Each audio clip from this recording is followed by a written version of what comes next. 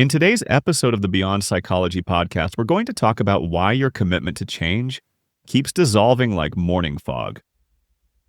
The real obstacle isn't laziness or lack of discipline. It's that you're battling against the fundamental nature of human consciousness itself. Every struggle with consistency shares one profound truth. You are not a fixed entity, but a river of ever-changing states. Your attempt to be the same person every day is like trying to step into the same river twice. Impossible by definition. Think about your most recent abandoned commitment. Maybe it was a diet, a meditation practice, or a writing habit. You began with absolute conviction. This time would be different. You felt the energy of possibility coursing through you. Then, 3 days later, that version of you seemed to vanish. The morning alarm rings and a completely different person hits snooze. Who is this stranger inhabiting your body? Where did your motivation go? Psychologist Daniel Kahneman describes this perfectly with his concept of the experiencing self versus the remembering self. The you who makes plans and the you who must execute them are literally different neural configurations. They have different priorities, different emotional states, and different access to willpower. Consider this experiment. Harvard psychologists asked people if they would prefer to receive $100 today or $110 tomorrow. Most chose the smaller, sooner reward, but when asked if they'd prefer $100 in 30 days or $110 in 31 days, people switched to the larger, later option. Same delay, different choice, because we see our future selves as different people. This isn't a character flaw, it's your brain working exactly as designed. Throughout human evolution, immediate survival concerns trumped long-term planning. Our ancestors didn't need to maintain consistent gym habits. They needed to respond to immediate threats and opportunities. William James, the father of American psychology, recognized this fragmentation when he wrote, "A man has as many social selves as there are distinct groups of persons about whose opinion he cares. But this multiplicity extends beyond our social identities. It's woven into the fabric of our moment-to-moment experience. The mistake isn't that you can't stay consistent. The mistake is believing consistency means being the same person every day, an impossible standard that guarantees failure. Instead, think of yourself as a relay team. Monday, you passes the baton to Tuesday you, who passes it to Wednesday you. Each runner has different strengths, energy levels, and capabilities. Some days you're running uphill in the rain. Other days you have the wind at your back. Traditional advice about consistency fails because it assumes you're the same runner every day. It tells you to push harder, dig deeper, force yourself to be constant. But that's like expecting a sprinter to perform exactly like a marathon runner.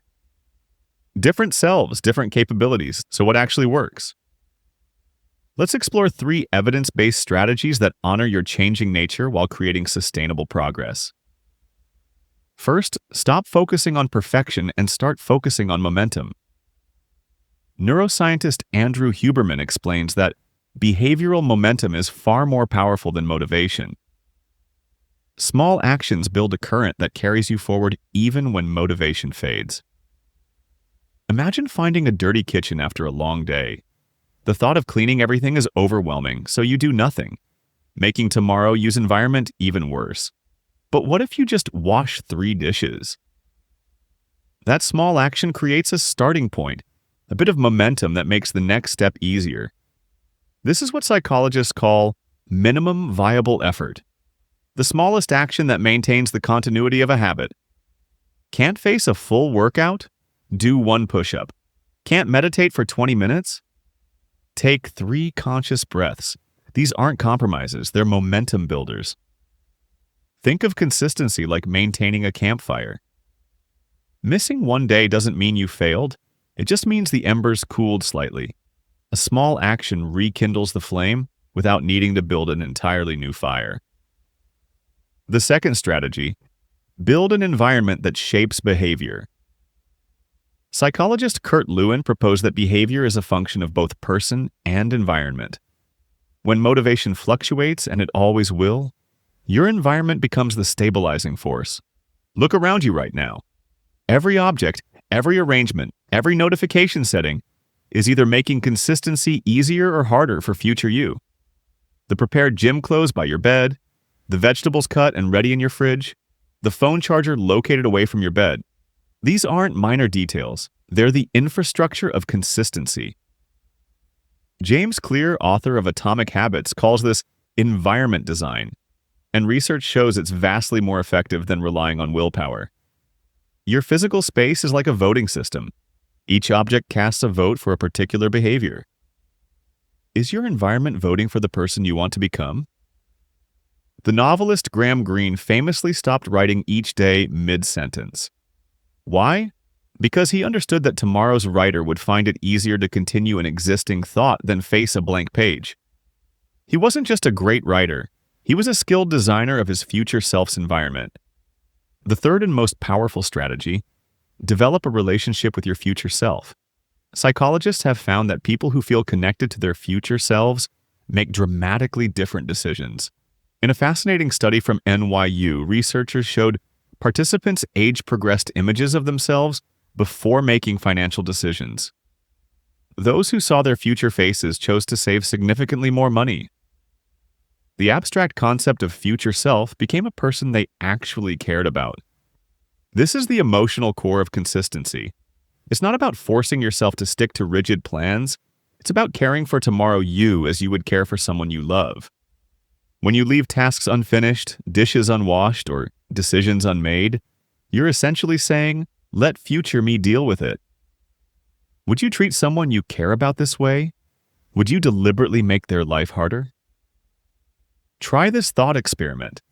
Imagine tomorrow, you as a close friend who has asked for your help. What one small thing could you do today that would make their day better? Maybe it's preparing their lunch, laying out their clothes, or completing that one dreaded task they're anxious about. This shift from discipline to relationship changes everything. It's no longer about pushing through resistance. It's about acts of care for another version of yourself. Philosopher Derek Parfit put it this way: "My concern for my future may correspond to, and be partly based on, the relation between me now and me in the future." Consistency flows naturally from this concern. Now, let's address the inevitable reality. Some days, despite your best intentions, the baton will be dropped. You'll miss the workout, break the diet, skip the meditation. Traditional approaches would label this failure and trigger a shame spiral that makes restarting even harder. But in our relay model, a dropped baton is just data, valuable information about what that particular version of you needed in that moment. Maybe Wednesday you needs more sleep than Monday you. Maybe afternoon you thrives with different strategies than morning you. Psychologist Carol Dweck's research on growth mindset shows that viewing setbacks as learning opportunities rather than character flaws leads to dramatically better long-term outcomes. The question isn't, "Why did I fail again?" but, "What does this tell me about what I need?" This approach transforms consistency from a rigid command, "Be the same every day," into a dynamic conversation between your different selves. Each day brings new information about what works and what doesn't for the complex, changing person that you are. So what does this shift look like in practice? Instead of expecting to be the same person every day, you create a system where your changing selves can successfully pass the baton forward. Instead of all or nothing thinking that collapses with one missed day, you focus on maintaining momentum through those minimum viable efforts we talked about. Rather than fighting against your environment, you design your spaces to make good choices easier and almost automatic. Instead of treating future you as a stranger who can deal with the problems you don't want to face today, you care for future you with the same consideration you'd show a loved one. And perhaps most importantly, instead of seeing inconsistency as failure, you view those variations as valuable data about what different versions of you actually need to thrive. This isn't about lowering your standards. It's about creating a sustainable approach that works with your nature rather than against it. The goal isn't perfect adherence to arbitrary rules. It's continuous progress that compounds over time. As psychologist B.J. Fogg notes, tiny habits don't change your life until they're repeated long enough to become a new identity. And that identity emerges not from forced consistency, but from a series of imperfect days strung together by small acts of momentum and self-care. So today, I invite you to try something different. Instead of making grand plans for total transformation, ask yourself one simple question. What small action can I take today that tomorrow me will thank me for? It doesn't have to be impressive, it just has to create a slightly better starting point for the next runner in your relay team. Because true consistency isn't about being perfect every day.